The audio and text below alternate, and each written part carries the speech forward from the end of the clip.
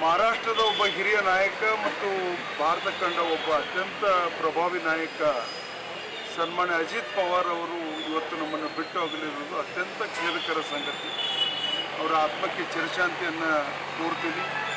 ಮಹಾರಾಷ್ಟ್ರವನ್ನು ಜಗತ್ತಿನ ಭೂಪಟದಲ್ಲಿ ಅತ್ಯಂತ ದೊಡ್ಡ ರಾಜ್ಯವಾಗಿ ಔದ್ಯೋಗಿಕವಾಗಿ ಆ ರಾಜ್ಯವನ್ನು ಮುಂಚೂಣಿ ರಾಜ್ಯವನ್ನಾಗಿ ಮಾಡುವಲ್ಲಿ ಅಜಿತ್ ಪವಾರ್ ಕೊಡುಗೆ ಭಾಳ ದೊಡ್ಡದು. ಅದರಲ್ಲಿ ವಿಶೇಷವಾಗಿ ಈ ಅವಧಿಯಲ್ಲಿ ಫಡ್ನವೀಸ್ ಅವ್ರ ಜೊತೆಗೆ ಉಪಮುಖ್ಯಮಂತ್ರಿಗಳಾಗಿ ಅಧಿಕಾರ ಸ್ವೀಕಾರ ಮಾಡಿದ ನಂತರ ಅತ್ಯಂತ ಯಶಸ್ವಿಯಾಗಿ ಮತ್ತು ದಕ್ಷತೆಯಿಂದ ಕೆಲಸ ಮಾಡ್ತಾ ಇದ್ದರು. ಆದರೆ ವಿಧಿ ಆಟ ಇವತ್ತು ಅವರು ನಮ್ಮನ್ನು ಬಿಟ್ಟು ಅಗಲಿದ್ದಾರೆ. ಒಬ್ಬ ಹಿರಿಯ ನಾಯಕ ಮತ್ತು ಅತ್ಯಂತ ಪ್ರಭಾವಿ ನಾಯಕರು ಮತ್ತು ಮಹಾರಾಷ್ಟ್ರವನ್ನು ಅತ್ಯಂತ ಯಶಸ್ವಿಯಾಗಿ ಮುನ್ನಡೆಸಿದ ನಾಯಕತ್ವವನ್ನು ನಾವು ಕಳ್ಕೊಂಡಿದ್ದೀವಿ. NDA has last A great leader who has served the Maharashtra and in entire nation ಅಂತ ಒಬ್ಬ ನಾಯಕನನ್ನು ನಾವು ಕಳ್ಕೊಂಡಿದ್ದೀವಿ. ಇದು ಒಂದು ದೊಡ್ಡ ತುಂಬಲಾರದ ಹಾನಿ. ಬರೀ ಮಹಾರಾಷ್ಟ್ರಕ್ಕೆ ಅಷ್ಟೇ ಅಲ್ಲ, ಇಡೀ ದೇಶಕ್ಕೆ ಇದೊಂದು ತುಂಬಲಾರದ ಹಾನಿ. ಅವರ ಆತ್ಮಕ್ಕೆ ಚಿರಶಾಂತಿಯನ್ನು ಕೊಡ್ತೀವಿ.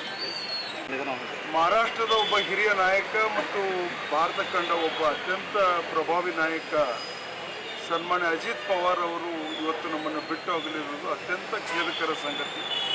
ಅವರ ಆತ್ಮಕ್ಕೆ ಚಿರಶಾಂತಿಯನ್ನು ಕೋರ್ತೀನಿ. ಮಹಾರಾಷ್ಟ್ರವನ್ನು ಜಗತ್ತಿನ ಭೂಪಟದಲ್ಲಿ ಅತ್ಯಂತ ದೊಡ್ಡ ರಾಜ್ಯವಾಗಿ ಔದ್ಯೋಗಿಕವಾಗಿ ಆ ರಾಜ್ಯವನ್ನು ಮುಂಚೂಣಿ ರಾಜ್ಯವನ್ನಾಗಿ ಮಾಡುವಲ್ಲಿ ಅಜಿತ್ ಪವಾರ್ ಕೊಡುಗೆ ಭಾಳ ದೊಡ್ಡದು.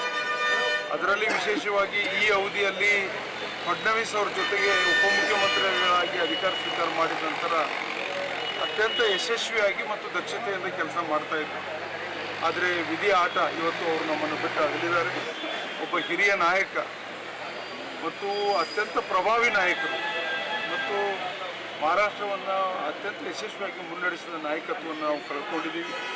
NDA has last A great leader who has served the Maharashtra and in entire nation ಅಂತ ಒಬ್ಬ ನಾಯಕನನ್ನು ನಾವು ಕಳ್ಕೊಂಡಿದ್ದೀವಿ. ಇದು ಒಂದು ದೊಡ್ಡ ತುಂಬಲಾರದ ಹಾನಿ. ಬರೀ ಮಹಾರಾಷ್ಟ್ರಕ್ಕೆ ಅಷ್ಟೇ ಅಲ್ಲ, ಇಡೀ ದೇಶಕ್ಕೆ ಇದೊಂದು ತುಂಬಲಾರದ ಹಾನಿ. ಅವರ ಆತ್ಮಕ್ಕೆ ಚಿರಶಾಂತಿಯನ್ನು ಕೊಡ್ತೀವಿ.